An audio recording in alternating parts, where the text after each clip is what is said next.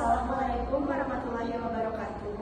Yang saya hormati Bapak Res Ali Fadiansyah selaku dosen pemangku mata kuliah keperawatan agregat komunitas. Di sini kami kelompok 3 akan mempresentasikan hasil presentasi kami, yaitu asuhan keperawatan agregat dalam komunitas, yaitu penyakit stunting. Adapun untuk kelompoknya yaitu ada saya sendiri Alika Nisa, Saya Anissa Najwa. di sini ada skenario kasusnya, yaitu di Kelurahan Mulyorejo, Posyandu Berkah Cinta 2 terdapat 80 kakak dengan jumlah sebanyak 212 jiwa, 55 balita yang terdiri dari 0 sampai 12 bulan, 5 balita usia 13 sampai 36 bulan, 15 balita usia 37 sampai 60 bulan, 20 balita, dan berdasarkan informasi dari Kadar Posyandu, balita yang diare karena kurangnya kebersihan makanan yang dikonsumsi ada 12 balita. Balita yang berat badannya tidak sesuai dengan umur atau gizi kurang ada 23 orang. Kondisi lingkungan kurang dari kata sehat. Setiap rumah memiliki ventilasi dan tingkat kelembaban setiap rumah juga tinggi karena mengingat jarak antar rumah saling berdekatan. Banyak balita yang berumur 36 sampai 60 bulan sering mengkonsumsi makanan ringan yang dijual di warung seperti es lilin, jajanan pentol, dan mie instan setiap harinya. Sebagian besar ibu menjadi ibu rumah tangga dan kepala keluarga, sebagian bekerja menjadi pedagang dan pekerja bangunan. Rata-rata pendapatan setiap kakak dalam 1 bulan yaitu 800.000 sampai 1.200.000. Tingkat pendidikan warga 30% lulusan SD, 40% lulusan SMP, selebihnya hanya lulusan SMA atau SMK. Terdapat sungai di sekitar rumah warga. Kedalaman sungai dangkal sehingga jika terjadi hujan mengakibatkan banjir. Selokan di depan rumah warga banyak yang tersumbat. Jalan di depan rumah kotor, banyak sisa sampah banjir yang berserakan, dan banyak lahan kosong yang bertumpukan sampah.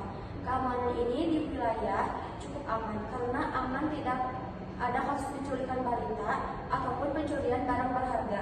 Mayoritas warga beragama Islam. Di wilayah ini memiliki 1 masjid, 3 musola, 1 PAUD, 1 TK, 1 SDN Mulyorejo, 1 posyandu, dan 1 puskesmas. Untuk beraktivitas masyarakat menggunakan sepeda motor dan sepeda angin untuk alat transportasi. Kegiatan posyandu balita dilakukan setiap 4 minggu sekali, diadakan di masing-masing RT yang dibantu oleh beberapa kader binaan puskesmas.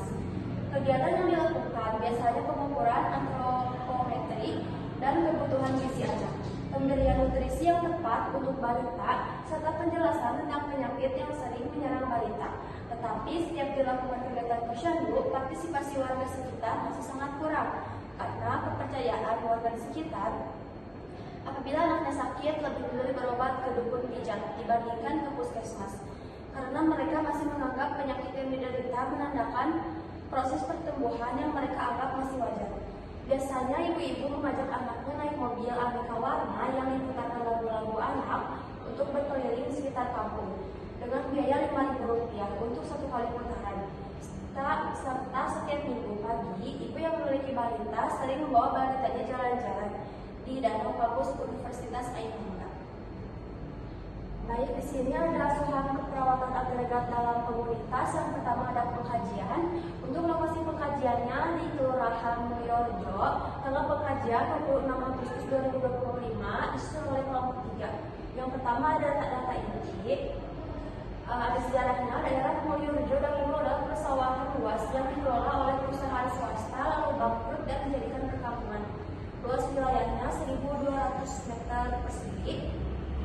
Untuk batas wilayahnya yang di bagian barat Pacar Keliling, di bagian utara Kalijudan, di bagian timur Storjo, dan di selatan Dharma Pusara. Untuk agamanya hampir 90% warga beragama Islam, 5% beragama Kristen, dan 5% beragama Buddha.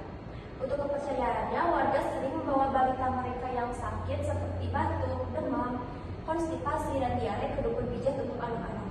Warga masih belum sepenuhnya percaya untuk datang ke bidan dan dokter.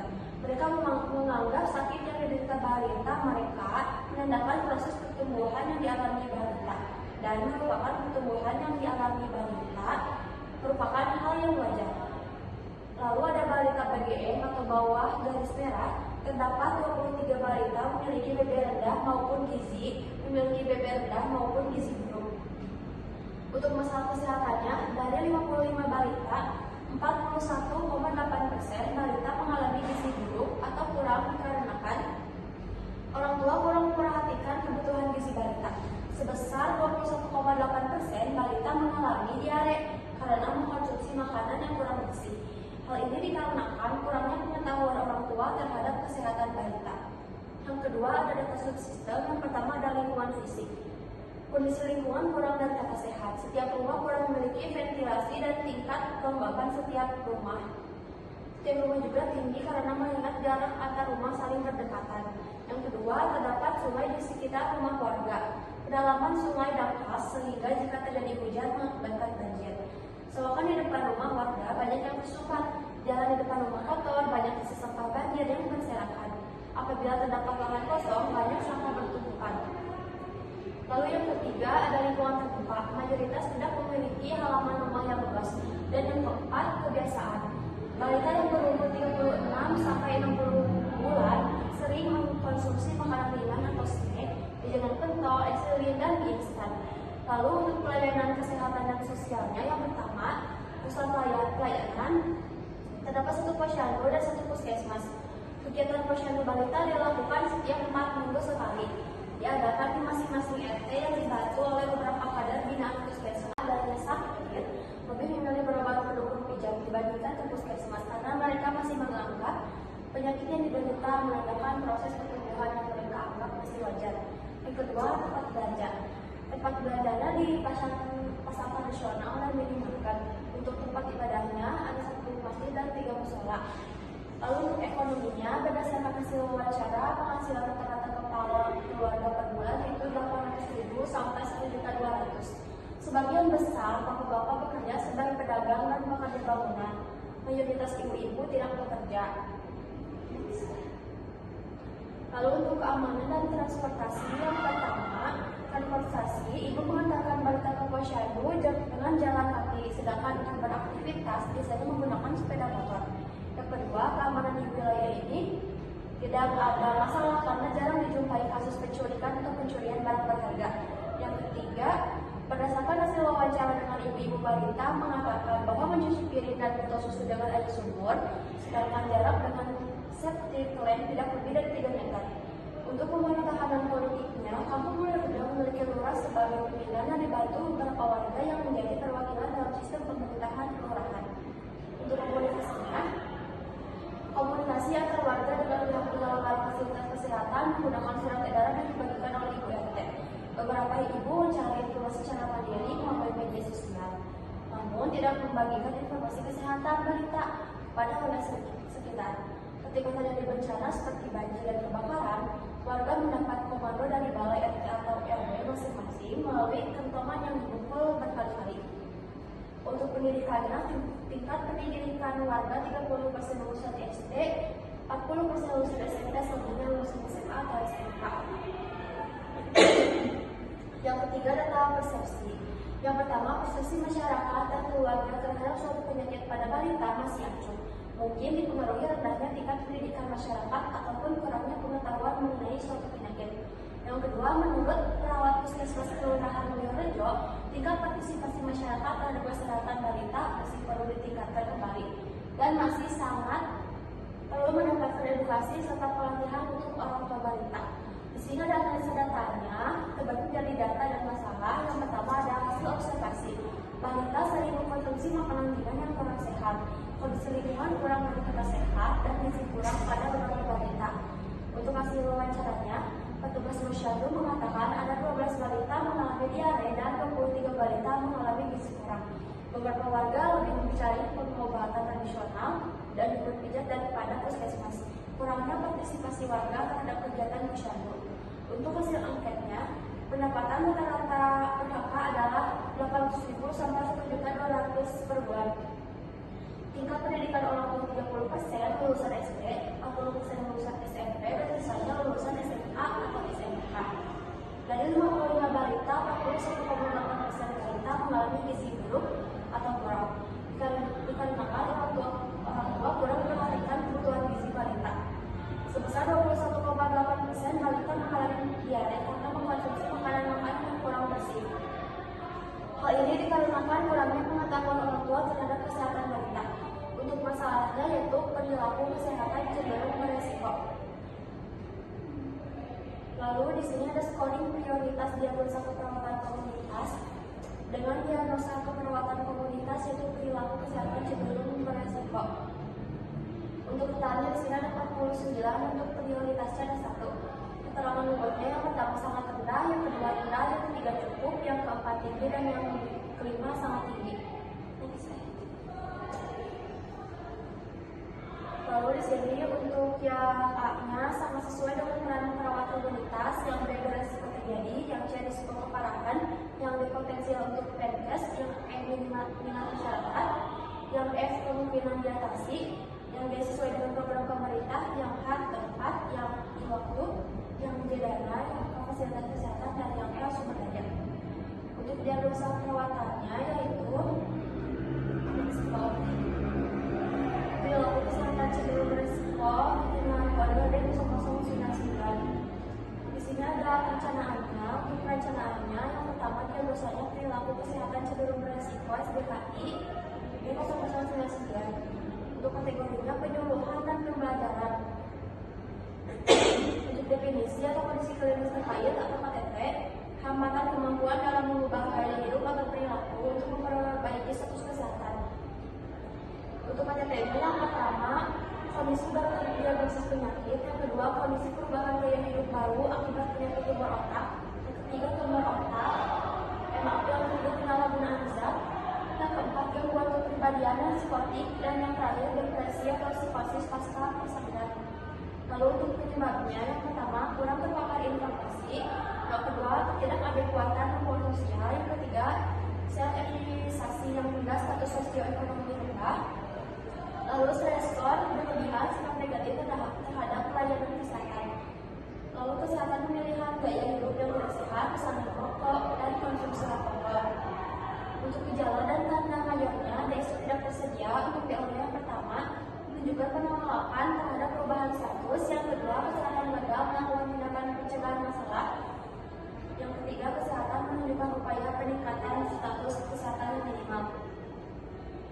Untuk keluarannya perilaku kesehatan dengan kode L12107. Untuk intervensinya promosi perilaku upaya kesehatan dengan kode I12472. Baik, selanjutnya akan dipaparkan oleh pihak selanjutnya. Selanjutnya di sini ada diagnosis keperawatan. Perilaku kesehatan cenderung beresiko ditandai dengan yang pertama masalah gizi dan kebersihan. Nomor 1, angka diare pada balita tinggi 12 balita. 2, prevalensi gizi kurang tinggi 23 balita. 3, kebiasaan konsumsi makanan ringan, es dingin, jajanan pentol dan mie instan pada balita 36 sampai 60 bulan. Selanjutnya ada kondisi lingkungan tidak sehat. 1, ventilasi rumah kurang dan tingkat kelembapan yang tinggi. 2, sanitasi lingkungan buruk, sungai dangkal mudah banjir, sorotan yang tersumbat, sampah yang berserakan. Selanjutnya ada faktor sosial, ekonomi, dan pendidikan. 1, pendapatan keluarga rendah 800.000 sampai 1.200.000 per bulannya. 2, tingkat pendidikan warga relatif rendah 30% SD, 30% SD, 40% SMP. Selanjutnya perilaku dan kepercayaan masyarakat. 1, partisipasi rendah dalam kegiatan posyandu. 2, prevensi berobat lebih berpijat daripada puskesmas. Selanjutnya luaran. Setelah dilakukan intervensi keperawatan selama 6 kali kunjungan kali 120 menit, maka status kesehatan komunitas meningkat dengan kereta hasil. 1, ketersediaan program promosi kesehatan tentang pola hidup sehat. 2, ketersediaan program proteksi kesehatan menjaga lingkungan dari diare dan gizi buruk. 3, jumlah partisipasi masyarakat dalam program kesehatan komunitas meningkat. 4, keikutsertaan asuransi jaminan kesehatan meningkat. 5, kepatuhan terhadap standar kesehatan lingkungan untuk mencegah penyakit yang terjadi akibat lingkungan yang buruk.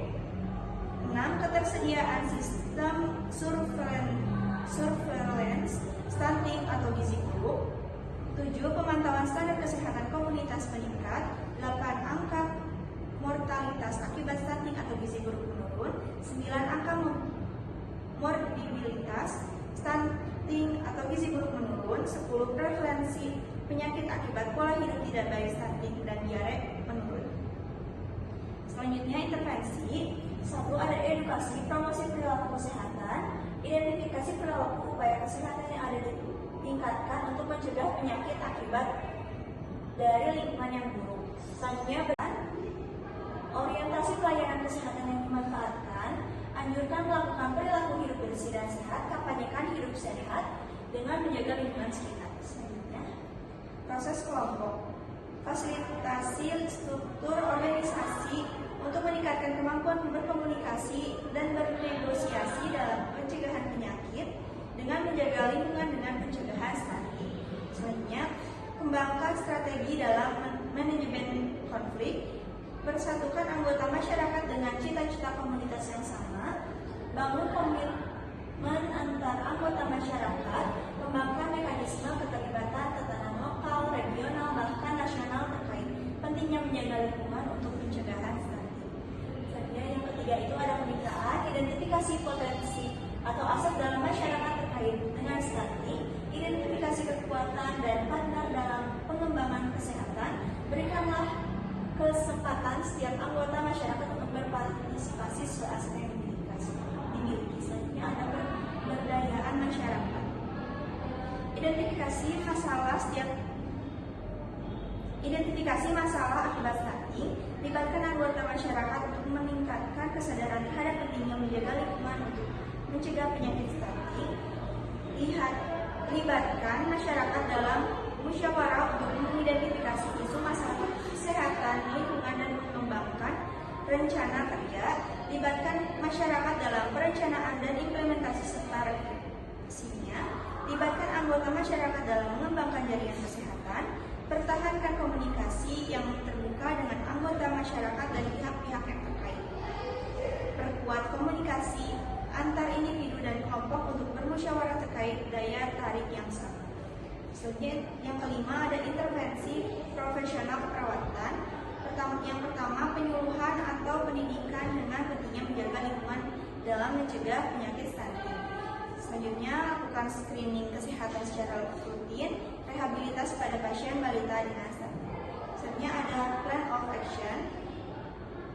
Yang pertama, kegiatan melakukan rapat dengan lurah, RT, RW, dan kadar mengenai strategi pengembangan promosi fasilitas kesehatan yang ada di Kelurahan Mulyorejo. Tujuannya meningkatkan kesadaran dan partisipasi masyarakat dalam memanfaatkan layanan kesehatan, fasilitas kesehatan, meningkatkan pengetahuan masyarakat mengenai pentingnya posyandu serta puskesmas dalam menjaga kesehatan ibu, anak, dan keluarga. Sasarannya seluruh masyarakat di Kelurahan Mulyorejo, waktunya 26 Agustus 2025, tempat Kelurahan Mulyorejo, alokasi kas pemerintah tempat, PJ-nya lurah. Yang kedua itu adalah melakukan screening kesehatan pengukuran antropometri pada balita di Kelurahan Mulyorejo. Tujuannya meningkatkan kesehatan dan status gizi balita di Kelurahan Mulyorejo melalui screening kesehatan dan pengukuran antropometri untuk mendeteksi secara dini risiko gizi buruk, stunting, serta gangguan pertumbuhan perkembangan. Sasarannya masyarakat yang memiliki balita di Kelurahan Mulyorejo, waktunya 28 Agustus 2025, tempat posyandu berkah Cinta 2, alokasi dana mahasiswa, PJ, kadar, dan mahasiswa. 3. Melakukan penyuluhan mengenai pentingnya menjaga lingkungan dan pola hidup sehat untuk pencegahan dan pengendalian tentang stunting dan gizi kurang. Tujuannya agar masyarakat agregat balita di Kelurahan Mulyorejo dapat meningkatkan pengetahuan terkait stunting dan gizi buruk pada balita agar dapat menyusun penyelesaian masalah berdasarkan permasalahan yang telah dirumuskan bersama-sama. 2. Agar masyarakat mengetahui tanda-tanda penyebab dan dampak stunting serta gizi buruk. Sasarannya masyarakat yang memiliki balita di Kelurahan Mulyorejo, waktunya 28 Agustus 2025, tempatnya Posyandu Berkah Cinta 2,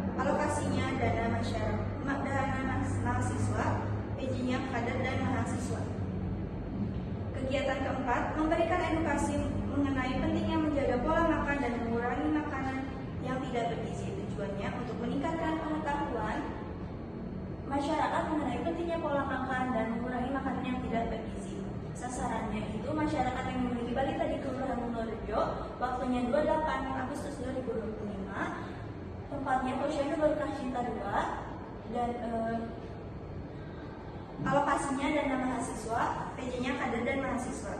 Kegiatan kelima yaitu melakukan demonstrasi program sehat dengan telur terhadap peningkatan berat badan balita risiko stunting. Tujuannya mengatasi stunting dengan memberikan telur kepada anak-anak yang beresiko stunting. Sasarannya masyarakat yang memiliki balita di Kelurahan Mulyorejo, waktunya 28 Agustus 2025, tempatnya Posyandu Berkah Cinta 2, alokasi dana mahasiswa, PJ, kader dan mahasiswa. Selanjutnya ada implementasi dan evaluasi. Tanggal 30 Agustus 2025 pukul 9 dengan diagnosa keperawatan perilaku kesehatan cenderung berisiko dengan kode SDKI D0099. Implementasi melakukan screening kesehatan pengukuran antropometri pada balita di Kelurahan Mulyorejo. Melakukan penyuluhan mengenai pentingnya menjaga lingkungan dan pola hidup sehat untuk pencegahan dan pengendalian tentang stunting dan gizi kurang. Selanjutnya, memberikan edukasi mengenai pentingnya menjaga pola makan dan mengurangi makanan yang tidak bergizi, melakukan demonstrasi program sehat dengan telur terhadap peningkatan berat badan balita risiko stunting. Sehingga ada evaluasi formatif, pada screening ditemukan beberapa yang kurang lengkap sehingga perlu pendataan ulang dan memastikan semua data tercatat. Materi penyuluhan mudah dipahami serta aktif dalam tanya jawab, namun beberapa peserta masih kurang memahami konsep sehingga diperlukan visualisasi yang lebih menarik dalam materi penyuluhan. Selanjutnya peserta dapat menyebutkan contoh makanan bergizi yang tidak bergizi, namun masih banyak yang kesulitan mengubah kebiasaan makanan sehingga kami memberikan contoh menu makanan bergizi yang mudah dibuat dan terjangkau. Pelaksanaan program setel berjalan lancar, tidak ada kendala dalam distribusi telur, diperlukan pemantauan berkala dalam kesediaan telur dan kondisi penyimpanan. Selanjutnya ada sumatif, melanjutkan program screening secara berkala dan memantau perkembangan status gizi balita dengan harapan prevalensi stunting mengalami penurunan dalam kurun waktu 6 bulan. Berdasarkan angket evaluasi, 80% peserta menyatakan pengetahuan mereka tentang stunting meningkat setelah mengikuti penyuluhan terhadap peningkatan konsumsi makanan sehat pada beberapa keluarga peserta. Sehingga melanjutkan program setel dan mempertimbangkan untuk menambah jenis makanan dengan harapan rata-rata berat badan balita meningkat dalam 3 bulan. Selanjutnya ada rencana tindak lanjut. Yang pertama, nomor 1, ibu balita ingin dapat menerapkan dan mengimplementasikan hasil pendidikan kesehatan stunting demi mencegah kejadian stunting. 2, ibu balita ingin dapat menerapkan pemenuhan gizi seimbang bagi balita pada makanan sehari-hari. 3, ibu balita ingin lebih dapat mengatur porsi makan sesuai kriteria gizi seimbang dan mengembangkan kemampuan memasak bahan makanan dengan proses yang tepat dan tanpa bahan-bahan penyedap. 4, warga berharap kegiatan ini dapat dilakukan berkelanjutan minimal 2 kali dalam sebulan. 5, dari kegiatan penyuluhan dapat meningkatkan minat warga ke posyandu. Selanjutnya yang itu peran dan fungsi perawat. Yang pertama, peran perawat komunitas sebagai penyuluh atau edukator dalam menerapkan pemenuhan gizi seimbang bagi balita pada makanan sehari-hari. 3, ibu balita ingin lebih dapat mengatur porsi makan sesuai kriteria gizi seimbang dan mengembangkan kemampuan memasak bahan makanan dengan proses yang tepat dan tanpa bahan-bahan penyedap. 4, warga berharap kegiatan ini dapat dilakukan berkelanjutan minimal 2 kali dalam sebulan. 5, dari kegiatan penyuluhan dapat meningkatkan minat warga ke posyandu. Selanjutnya yang itu peran dan fungsi perawat. Yang pertama, peran perawat komunitas sebagai penyuluh atau edukator dalam memberikan informasi mengenai kesehatan, terutama mengenai pentingnya pengetahuan mengenai pencegahan pencegahan dan pengendalian stunting. Sebagai konselor, masyarakat bisa berkonsultasi kepada perawat dan sebaliknya perawat akan memberikan konsultasi mengenai masalah kesehatan yang sedang dihadapi. Selanjutnya, sebagai fasilitator, perawat bisa membantu memfasilitasi kebutuhan kesehatan yang masyarakat perlukan. Selanjutnya, yang kedua itu fungsi perawat komunitas. Yang pertama itu fungsi independennya, melakukan asuhan keperawatan keluarga dan komunitas. Perawat independennya kerjasama dengan sejawat untuk melakukan penyuluhan kesehatan mengenai pentingnya pencegahan dan pengendalian stunting. Selanjutnya ada kode etik keperawatan yang sesuai dengan kasus, yaitu yang pertama ada beneficence, berbuat baik. Sebagai perawat kita harus bermanfaat bagi sekitar dengan cara melakukan pemeriksaan kesehatan dan penyuluhan mengenai pentingnya pencegahan dan pengendalian stunting. Yang kedua, veracity, mengatakan sejujurnya. Sebagai perawat kita harus mengatakan yang sejujurnya terhadap apa yang sebenarnya sedang mereka alami dan jangan mengada-ngada. Yang ketiga, justice, yaitu keadilan. Sebagai perawat kita harus bersikap adil terhadap semua masyarakat, tidak membeda-bedakan suku, ras, dan derajat ekonomi. Selanjutnya, non-maleficence, mencegah kerusakan atau bahaya. Sebagai perawat kita melakukan tindak sesuai dengan ilmu dan kiat keperawatan yang tidak menimbulkan bahaya, cedera fisik dan psikologis masyarakat. Baik, presentasi dari kelompok 3 sudah selesai. Mohon maaf apabila kesalahan. Wassalamualaikum warahmatullahi wabarakatuh.